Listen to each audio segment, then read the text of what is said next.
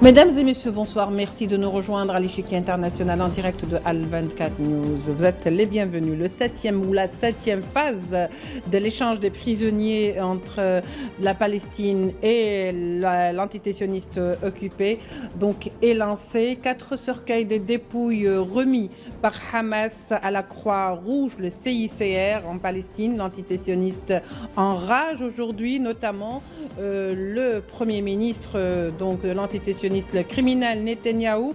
Hamas affirme que ces captifs sont morts suite au raid israélien ou de l'entité sioniste sur Gaza, ce qui va donc pour les Palestiniens va également pour les captifs. Les bombes larguées sur Gaza durant plus d'une année et demie ne font pas de différence entre juifs, sionistes ou palestiniens, et c'est le cas donc pour ces captifs qui ont été rendus dans un cercueil 4. Cet échange fera suite à la libération de prisonniers palestiniens attendus samedi avec beaucoup d'impatience de leurs proches. Parmi les détenus qui seront libérés, beaucoup de noms importants y figurent. Tout de suite, les développements.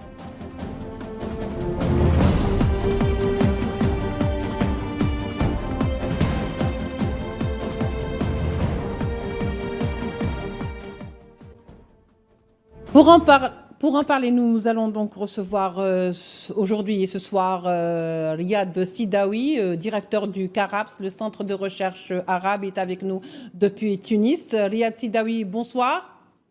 Bonsoir. Merci d'avoir accepté notre invitation. Merci à vous. Bien sûr, sera également avec nous Monsieur Salman El-Harfi. Salman El-Harfi, vous êtes ancien ambassadeur de la Palestine en France. Merci d'être avec nous. Merci à vous. Alors, monsieur, pour commencer, je vais le faire avec vous, monsieur Salman El-Harfi. Déjà, on rentre dans la 7e phase donc, des échanges. Hamas a commencé ce matin, ou a déjà remis 4 dépouilles, aux autorités de l'entité sioniste, qui finalement a eu beaucoup de réactions ou n'ont pas accepté le fait, par exemple, que ces otages ou ces captifs soient remis dans des cercueils. Il faut comprendre, M. Salman El-Harfi, pourquoi l'entité sioniste a ragé alors que pendant une année et demie, ils n'ont fait qu'ont bombardé Gaza.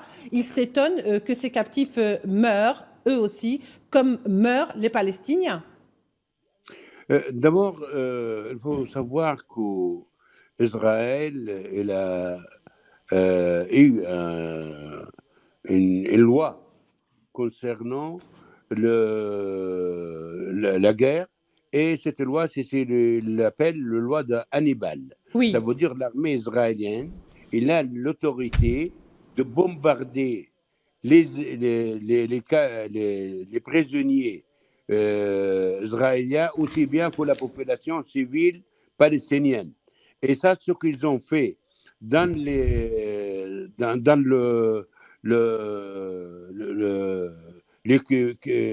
les colonies israéliennes, quand le 7 octobre, quand il prétend qu'il y a 1200 tués israéliens, mais c'est en vérité, il y a plusieurs ressources qu'ils ont confirmées, y compris les ressources israéliennes, qui ont été bombardées par les avions hélicoptères israéliens. Et durant la guerre des génocides israéliens contre le peuple palestinien, ils ont bombardé des prisonniers israéliens et ils ont aussi même tué des prisonniers israéliens qui ont fui leur poste d'arrestation, et ils ont dit qu'ils étaient soldats, mais l'armée israélienne, il les a tués. Et ça, alors, c'est cette propagande israélienne de protester que les cercueils ou autres, mais eux le savent bien qu'il y a une loi israélienne qui le permet. Et on n'entendait pas aucun Israélien qui déteste cette loi. Riyad Sidawi, restez avec nous, Monsieur Salman Harfi. Riyad Sidawi, alors aujourd'hui, septième phase, si vous voulez, des libérations ou des échanges de libération. Il est vrai que le Hamas donc, a remis les victimes captifs donc, à l'entité sioniste. Il semblerait que ce ne soit pas du goût du tout du Premier ministre Netanyahou, qui a quand même déploré. Mais le problème, lorsqu'on se pose la question aujourd'hui, il est très difficile peut-être de garder ces captifs sains et saufs lorsque même les Palestiniens n'ont pas trouvé d'endroit justement pour s'abriter lors des bombardements. Alors pourquoi s'étonne-t-on aujourd'hui que des captifs puissent aussi mourir? Je pense que le Hamas a tenu promesse à appliquer à la lettre l'accord du cessez-le-feu et toutes les phases. Or, nous savons bien que Benjamin Netanyahou et son groupe d'extrémistes néo-nazis ne sont pas contents dans la mesure où ils ne veulent pas accepter la défaite politique. Je parle au moins d'une défaite politique, laissant à part le côté militaire. Pourquoi je dis défaite politique? Parce que le déclenchement de cette guerre affreuse, sanguinaire contre le peuple palestinien avait deux objectifs. Le premier, c'est libérer les otages, libérer les prisonniers, il faut dire libérer les prisonniers israéliens par la force de l'armée israélienne. Un échec total. Voilà, les prisonniers israéliens ne se libèrent que par les accords politiques, par la négociation et par un accord de cessez-le-feu. Deuxièmement, évidemment, c'est le deuxième objectif politique de cette guerre de Benjamin Netanyahou, c'est l'écrasement total de la résistance armée à Gaza, que ce soit Hamas, ou Kataib Azir Qassam, ou Saraya al-Quds, ou Kataib Abu Ali Mustafa, les forces armées palestiniennes. Donc, l'écrasement et la suppression totale de cette résistance militaire. Encore un deuxième échec politique. Donc, c'est une guerre qui avait deux objectifs politiques très clairs, la libération par la force des otages, qui n'a pas eu lieu. Deuxièmement, l'écrasement et l'élimination de la résistance armée palestinienne à Gaza n'a pas eu lieu. Donc, évidemment, l'opinion publique sioniste voit en Netanyahou quelqu'un qui a subi une défaite politique, même la défaite militaire aussi. Il y a plusieurs morts au sein de l'armée israélienne, plusieurs blessés. D'ailleurs, même les chiffres officiels ne reflètent pas la réalité, ce qu'a révélé le journal israélien Haaretz. Donc, c'est pour cette raison que Benjamin Netanyahou, encouragé par les propos fascistes et racistes de Donald Trump, il cherche à sauver sa face électorale et cherche une solution pour dire « j'ai gagné cette guerre ». Or, au plan politique, il n'a pas gagné cette guerre. Deux objectifs majeurs de cette guerre qui n'ont pas été réalisés jusqu'à nos jours. Oui, très bien. Alors, on va garder cette idée parce que tout simplement, l'annonce ou l'attente de samedi pour les détenus palestiniens, et parmi les noms pourrait se trouver par exemple le détenu Naël Balrouti. On parle de Naël Balrouti, l'un des plus vieux, disons, prisonniers, avec Marwan el-Balrouti. Alors, il y a aussi des noms qui circulent, par exemple, comme celui de Abdallah Balrouti, le fils, et il y a également d'autres noms de détenus qui étaient à perpétuité ou à 60 ans ou à 80 ans de prison, c'est-à-dire des dates quand même incommensurables et inimaginables pour des militants palestiniens. Salman El-Harfi, aujourd'hui, que pensez-vous justement du fait que des noms comme ça circulent? Est-ce qu'il y a espoir de retrouver ces noms dans la liste qui sera ou dans les détenus qui seront libérés samedi? Nous espérons, les frères de Hamas, ils ont présenté les noms, ils ont demandé qu'ils soient libérés, mais vous savez qu'Israël, il ne relâche pas les noms tout de suite. Oui, tout à fait. Il n'accepte pas tout ça, mais ça serait une très, très, très bonne nouvelle qu'ils seront libérés aussi bien que les autres détenus. Maintenant, il y a plus que 10 000 prisonniers palestiniens qui sont toujours dans des conditions minables, des conditions très difficiles. C'est le seul pays dans le monde qui a autorisé, qui a légalisé la torture. avec tout ce genre de torture qui connaît à travers le monde. Et même, il a dépassé toutes les lois internationales dans la torture des prisonniers. Les prisonniers palestiniens, soit qu'ils soient traités comme des criminels, et ça, ils sont des prisonniers de résistance qui devraient être considérés comme résistants et comme prisonniers de guerre, et aussi bien que des prisonniers politiques tels que Marwan Barghouti et deux autres qui sont des membres du Parlement palestinien, du Conseil législatif palestinien, mais Israël, il dénie, c'est l'ère de roi de prisonniers de guerre, l'ère de roi de prisonniers politiques. C'est à cause de ça que le monde entier il proteste contre le traitement des autorités de prison israéliens contre les prisonniers palestiniens. Et nous espérons que les leaders palestiniens tels que Marwan Barghouti et des autres, Abdallah Barghouti, qu'ils seront libérés parce que et Abdallah Barghouti et Naël Barghouti qui ont dépassé les 40 ans de prison. Oui, voilà, il a été libéré quand même en 2011 et puis après, on l'a arrêté. Ils l'ont arrêté. Oui, M. Selman. Oui.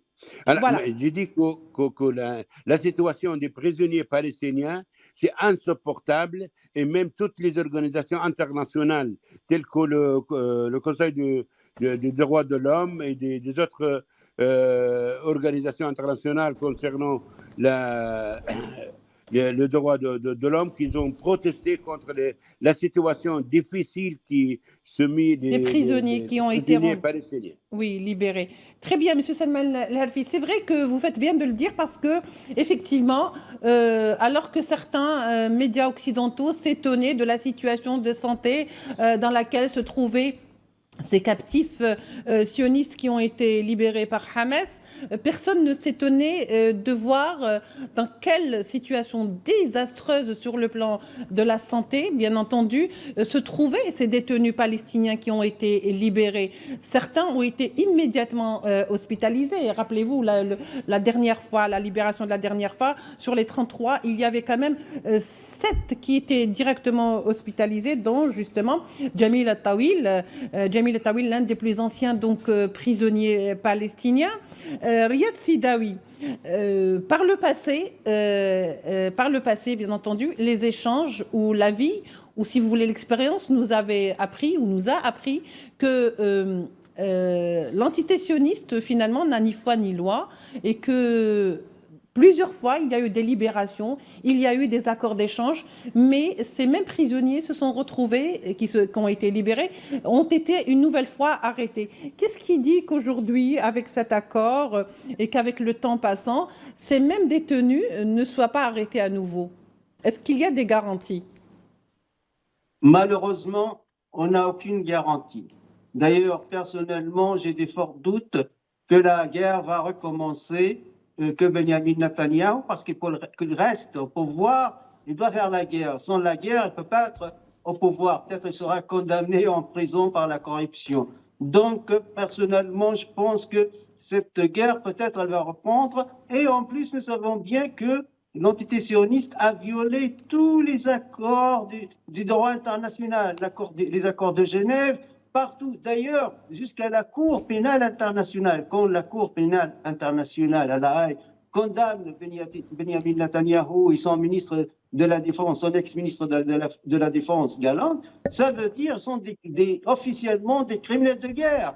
Moi, en Europe, à Genève ou ailleurs, je pourrais dire que Netanyahu est un criminel de guerre sans être traité d'être antisémite. La même chose pour les officiers et l'armée israélienne. C'est un verdict international, c'est le droit international. Mais malheureusement, nous savons bien que l'entité sioniste, encouragée, soutenue aveuglément, inconditionnellement par les États-Unis d'Amérique, avec Joe Biden, et aujourd'hui c'est pire avec Donald Trump, qui voulait exterminer les Palestiniens, qui voulait que les Palestiniens quittent, 2 millions de Palestiniens quittent leur territoire, quittent Gaza, ce qui est impossible, totalement impossible. C'est l'hypocrisie du monde, et l'entité sioniste n'a jamais respecté des accords, n'a jamais respecté le droit international. D'ailleurs, comme j'ai dit, son chef exécutif est condamné. Hein.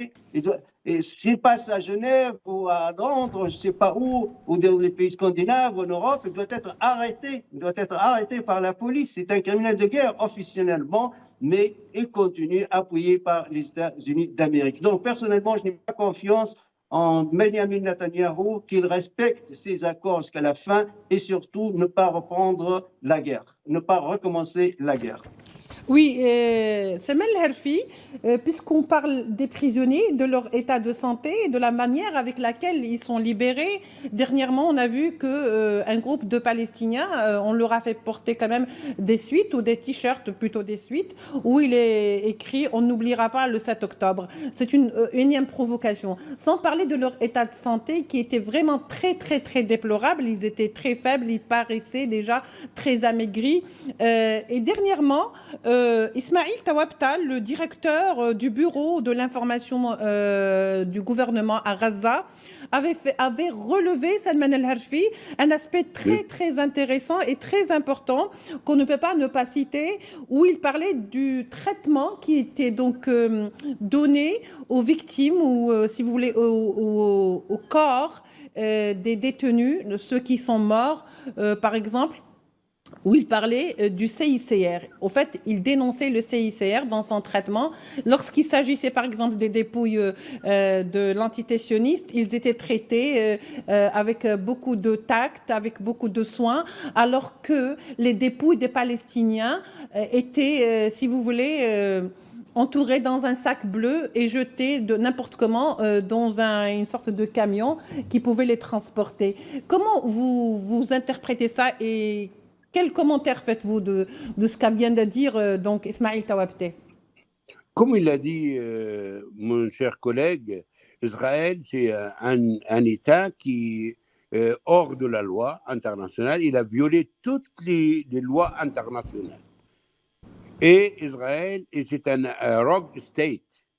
Israël, c'est un État qui viole toutes les institutions, toutes les lois, toutes les règles internationales concernant le traitement des prisonniers de guerre.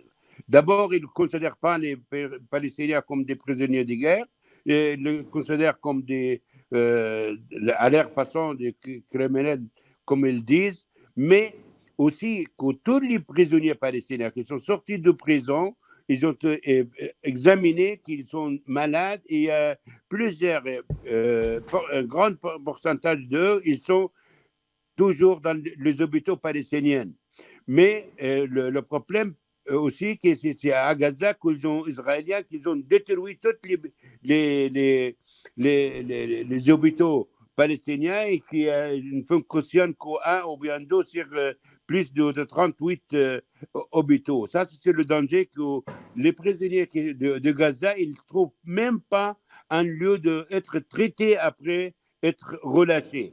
Et ça, c'est une chose. Une autre chose, qu'ils sont menacés d'être arrêtés, soit en Cisjordanie, ou bien à Jérusalem, ou bien à Gaza.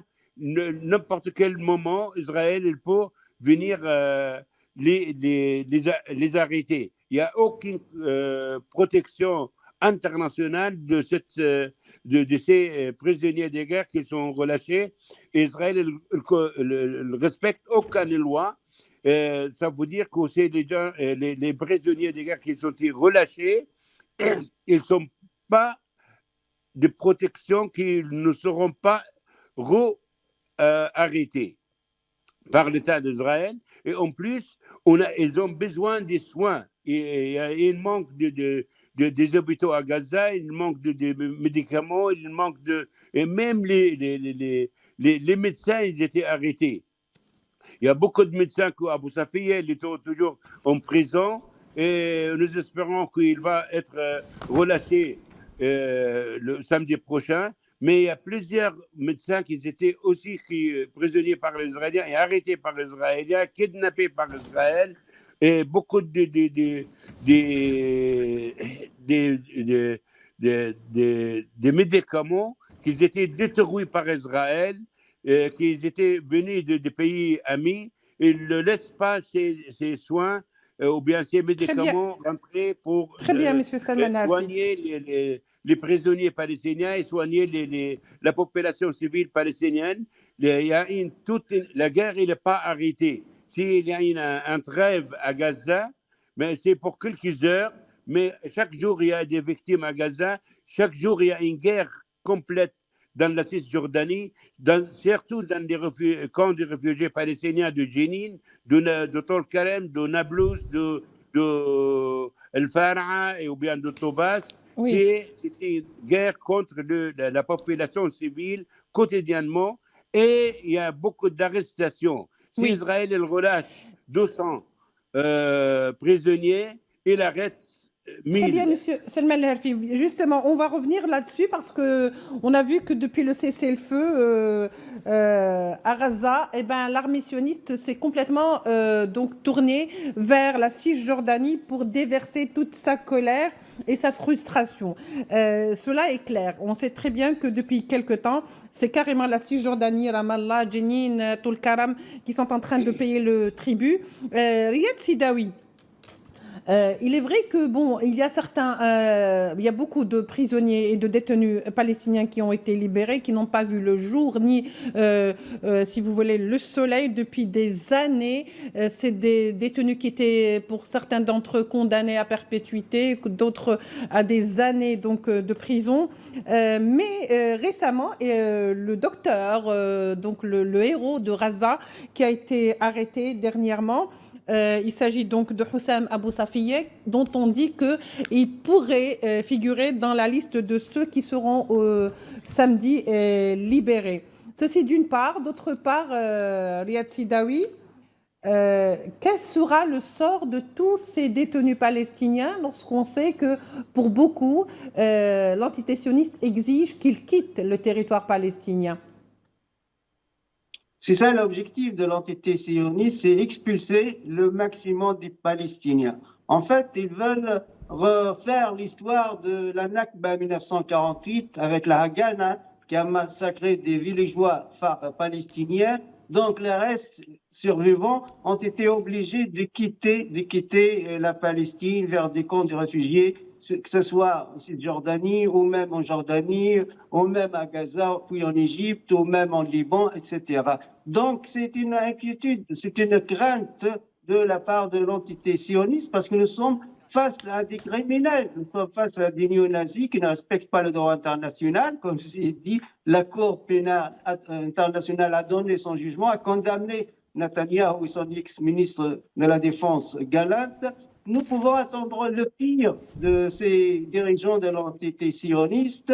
Et comme j'ai dit, parce que cette fois-ci, en plus, ils sont appuyés, encouragés par Donald Trump. Parce que Donald Trump, aujourd'hui, il ne reprend pas même les slogans et la parole des Israéliens modérés. Non, il reprend les slogans de Ben-Gvir et Smotrich, les néo-nazis du gouvernement israélien. Donc, il ne faut pas avoir confiance en l'entité sioniste. Il ne faut jamais avoir confiance. Comme j'ai dit, on peut avoir aussi la guerre se déclenche de nouveau et encore des bombardements et l'extermination de la population palestinienne. C'est un objectif, expulser, exterminer, massacrer, fait peur pour que le reste des Palestiniens quittent la Cisjordanie. Aujourd'hui, Donald Trump en explique bien clair et à haute voix. Donc, la situation, à mon avis, très, très délicate. Nous attendons le sommet arabe du 4 mars, je pense, c'était prévu le 27 février pour y rapporter pour le 4 mars, pour avoir en fait une position arabe ferme. Je dis une position arabe ferme contre l'expulsion des Palestiniens de Gaza. Sinon, Trump et Netanyahou, ils vont continuer cette guerre totale contre la population palestinienne à Gaza et même en Cisjordanie. Et Monsieur Sidawi, et pour ce qui est de Hossam Abou Safié, qui n'a son seul tort, c'est d'avoir défendu les malades jusqu'au bout, de ne pas vouloir quitter l'hôpital, et il est allé jusqu'au bout, il s'est rendu, et qui aujourd'hui se trouve dans les geôles. Il est malade, il est très très affaibli, et pourtant son nom peut-être pourrait figurer dans la prochaine liste. Qu'en pensez-vous, Riyad Sidawi? Je pense le Hamas ou Sarah Quds et Djihad islamique, ils ont bien fait parce que dans la liste des prisonniers palestiniens à libérer, on trouve de tout. On trouve les islamistes de Hamas, on trouve des Palestiniens de Fatah, de djihad, des Palestiniens, peut-être aussi des Palestiniens chrétiens, ainsi de suite. Donc, c'est la société palestinienne, c'est la population palestinienne et des indépendants, des docteurs, etc. Donc, nous espérons aussi d'avoir surtout les militants depuis longtemps, à titre d'exemple, Marwan Barghouti, qui pour moi c'est le Nelson Mandela de Alors, c'est toute la famille Barghouti, M. Sidawi, hein? Il y a le Abdallah Barghouti, Naïl Barghouti qui est en prison depuis l'âge de 21 ans. Il y a également Marwan Barghouti. C'est tous les Barghouti qui sont en prison aujourd'hui. Bien sûr, toute une famille, toute une famille. C'est l'entité sioniste, il faut savoir, hein, depuis 1948, depuis les massacres de Deir Yassin, Kafar Qasim, jusqu'à Sabra al-Shatila, jusqu'à Gaza aujourd'hui. Il n'a pas changé. On ne peut pas attendre. On peut pas attendre qu'on va voir des colombes à Tel Aviv. Non, ce sont toujours les mêmes, des nazis, des fascistes qui veulent vraiment l'extermination du peuple palestinien. Personnellement, cette fois-ci, je compte beaucoup sur le sommet arabe pour le 4 mars afin de stopper en tout cas les paroles et de Donald Trump, stopper ces propos qui ne sont pas sérieux du tout. Je pense qu'ils sont contre l'histoire, qui sont inadmissibles et inacceptables par toute la population arabe et en plus mondiale. Je pense même que les États européens aujourd'hui sont étonnés des propos de Donald Trump. Merci beaucoup, Monsieur Riyad Sidawi, et merci d'avoir été avec nous. Merci d'avoir participé à l'émission. Je rappelle que vous êtes directeur du Centre arabe de recherche, le CARABS, et que vous étiez avec nous de Tunis. Merci à Salman El-Harfi, ancien ambassadeur de Palestine en France. Merci à vous de nous avoir suivis. On se retrouvera demain pour un nouveau numéro de l'Échiquier international. Au revoir.